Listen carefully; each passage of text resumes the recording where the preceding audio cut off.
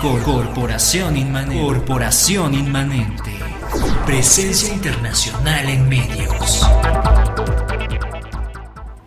Estamos de regreso, hermanos míos, en el Play de Girón, y yo estoy muy contento porque el doctor Abel Pérez Rojas huyó, déjenme decirles que huyó, es picahuye el doctor Abel Pérez Rojas, nos deja picado con los temas. Yo desde cuando lo quiero entrevistar por algo que he estado viendo en unos podcasts que se están realizando sobre asesinos seriales. Vi que apenas hablaron sobre la Mataviejitas también, y ahora lo veo mucho en las fotos con este personaje que está de mi lado izquierdo, que es el investigador Fernando Acosta, quien doy la bienvenida al Play de Girón. Muchas gracias por bienvenir. Y que nos va a hablar sobre esto que están haciendo, sobre esta investigación, sobre estos audios que se están subiendo a la red de los asesinos seriales. ¿De qué tratan estos temas? No, antes que nada, muy interesante el título de tu columna, ¿no? Sí, porque me acuerdo mucho de la Bahía de Cochinos, y hay toda una cosa, es una saga, yo diría una saga histórica digna de ampliarse también mucho, que tiene que ver con esto que estuvimos haciendo ahorita, Abel y yo, que era sobre espionaje, también muy interesante. Bueno, ¿cómo te diré? Siempre mi método de investigar es partir de lo cercano y proyectarlo hacia lo lejano. Lo lejano en los dos sentidos, tanto lo geográfico como lo histórico, hacia el pasado. Lo que hemos estado haciendo Abel y yo en este aspecto de los asesinos seriales es un ejercicio por una parte de memoria y por otra de deducción también. Es decir, lo que se llama en inglés el think tank, un tanque de pensamiento. Somos varias personas, usualmente somos tres. A veces hay un colaborador remoto. Entonces empezamos a aportar nuestras ideas sobre un caso en particular, y vamos encontrando tanto las particularidades de ese individuo, puede ser hombre o mujer, porque son de los dos géneros, no es exclusivo de ningún género, como también los patrones comunes que hay en los diferentes casos de asesinato. Ya desde la definición, como siempre, hay controversia. Hay quien, cada quien creo que le pone su clasificación propia, pero así en términos muy generales, podríamos hablar de un asesino que asesina a uno, así, que puede ser accidental, puede ser por contrato, puede ser malintencionado, que se llama doloso, y también puede ser cualquier otra cosa, ¿no? Puede ser pero luego ya están los asesinos, o sea, serían casos, es el caso común que aborda el sistema de justicia penal. Esos los conoce. Lo malo está cuando tratan asesinatos que no son de ese tipo con esa misma metodología, porque el resultado es que a veces nunca encuentran a los asesinos. Y aunque sea uno, no lo encuentra porque es un asesino que se escapa, que elude, un asesino elusivo. Entonces aquí sería importante empezar a definir qué tipos de asesinatos hay. ¿Qué conocemos del asesinato? Primero, por lo que está en la nota roja. ¿Y quiénes hacen la nota roja? Los reporteros de policía. ¿Y quién es un reportero de policía? Generalmente los reporteros de policía son los que empiezan a hacer sus primeros experimentos en el periodismo. Los mandan, no, pues vete a cubrir este crimen que hubo, ¿no? Este asalto, esta violación, este secuestro, este asesinato. ¿Por qué? Porque es un trabajo que se puede hacer cualquier hora del día, de la noche, en los lugares más peligrosos, y también que no es muy bien visto. Es muy curioso cómo reacciona la gente, la sociedad que llaman. Es morbosamente interesado en este tipo de casos, pero como que aparenta que no se rebaja a ese nivel. Entonces es como empiezan los reporteros de policía. Y el resultado está que cuando el reportero hace sus años, 2, 3, tal vez un poco más años de méritos en este trabajo, lo ascienden a otra sección y terminó. Pero los reporteros en general, así hablando en términos generales, no tienen ninguna formación criminológica, es decir, no tienen los estudios que deberían tener de psicología, de sociología, de antropología, que son básicos para cualquier investigación de este tipo.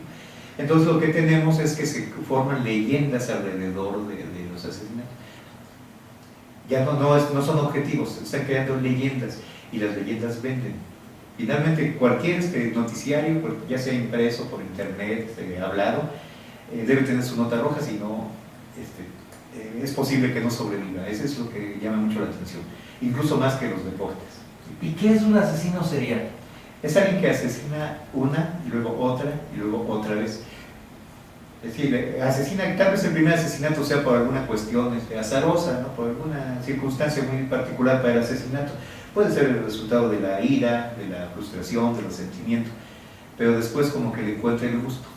Podría ser también como de forma accidental y que de repente obtenga una satisfacción Así es. después de ese momento. De hecho, siempre hay una satisfacción. Ya un asesino sería con toda la conflictiva que tiene, es decir, todos los... Sí, porque un asesino finalmente es como cualquiera de nosotros. Lo que quiere decir que cualquiera de nosotros puede bien llegar a ser un asesino, dadas las circunstancias. Eso se oye así muy feo. No, pero nada más pensemos en los tiempos de guerra. En los tiempos de guerra la gente totalmente normal, la gente que respeta a su prójimo, que quiere a las personas, puede convertirse en un asesino y quedarse como así. La mayoría se van a recuperar muy tardadamente y con remordimientos y todo aquello, pero hay a quienes les gustó. En ese caso, por ejemplo, ¿el fin justifica los medios? Yo hice esta pregunta hace 20 programas por ahí así. Porque, por ejemplo, de repente vemos a los guerrilleros, nombremos por nombrar uno, el Che Guevara, Fidel Castro, Raúl Castro, Hugo Chávez, que de repente se vuelven, bueno, son grandes personajes de la historia, pero se vuelven también ídolos, ¿no? Pero detrás de eso hay una historia de asesinatos tremenda. ¿Cuántos no fusiló el Che? ¿A cuántos no fusiló Zapata? ¿A cuántos no fusiló Villa, no? Pero bueno, de repente ahora ya son ídolos. Pero si unos tipos secuestran un avión con unas mochilas cargadas de bombas y las estrellan en las Torres Gemelas y matan a miles ahí, ellos son terroristas. ¿El fin justifica ahí los medios o son asesinos todos? No, una cosa bien importante en todos estos asuntos humanos, lo que se llama antropológico, lo propio de la especie humana, a diferencia de otras especies animales, es que hay que proceder, hay que aproximarse al tema sin un enfoque valorativo, porque queda viciado. Dice, bueno, ¿es bueno o es malo lo que sea? No, es que como científico uno lo primero que tiene que hacer es observar el fenómeno, segundo, describirlo. En su fuero interno, es decir, en lo personal, cada uno hace sus propios juicios morales. Dice, no, pues está bien o está mal, que generalmente dependen de la ideología que uno tiene, ¿no? Si uno, por ejemplo, simpatiza con el pensamiento socialista, va uno a tender a justificar lo que hayan hecho el Che o Fidel o Chávez. Si uno es lo contrario del socialista, no sé cómo llamarle, tal vez capitalista o imperialista, dice, no, al contrario, son los asesinos, los buenos son los otros, ¿no? Son Videla y Pinochet, ¿no? Y Stroessner, ¿no? No, pero entonces por eso uno como científico observa, describe. Después ya, el siguiente paso que hace uno como científico es tratar de explicarlo, y ahí es donde viene lo interesante. Generalmente el periodista, y hablo de un periodista cabal, honesto, metódico, lo que hace es describir hechos y transcribir dichos. Describir, no, yo vi esto, aquello, ¿no? O transcribir dichos, no, pues a mí entrevisté a fulano y me dijo esta cosa, y eso. Es todo lo que el periodismo llega hasta ahí. Y puede ser el mejor periodista investigador del mundo, nunca va a pasar de ahí.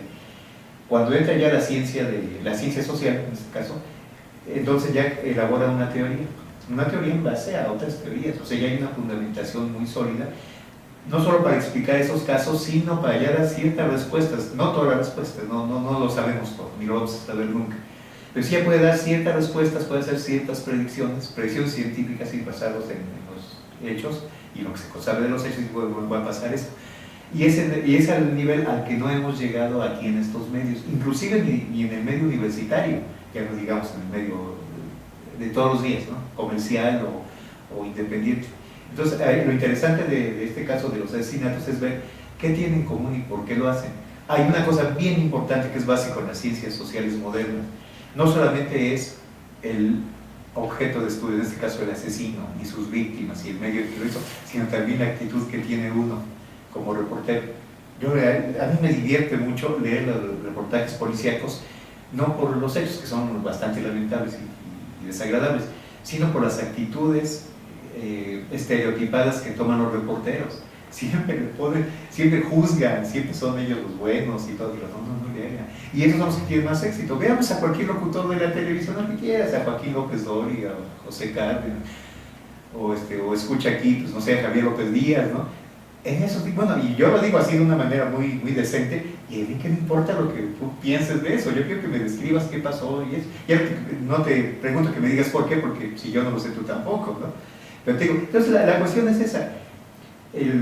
No, y si caminamos por el centro histórico y vemos todos los puestos de periódicos, los primeros periódicos que nos ponen ya no son, por ejemplo, ni el Sol de Puebla, ni el Milenio, son los de Nota Roja, ¿no? Y nos encontramos todos los días notas como lo mataron como puerco en la Sí, portada, ¿no? a eso me refiero. Y el cadáver ahí, la sangre, como para causar el morbo y que uno se acerca a verlo y ya después uno compre el periódico, ¿no? Completo. Sin importar cómo es todo, es el chisme ya, ¿no? Sí, es la excitación, es una pornografía del horror, eso. Una pornografía es algo que excita, sí, pero así como nos excitamos con cuestiones de desnudez, eróticas y otras particulares, también nos excita la sangre, o la visión de la sangre, o del crimen, y todas las fantasías que tenemos.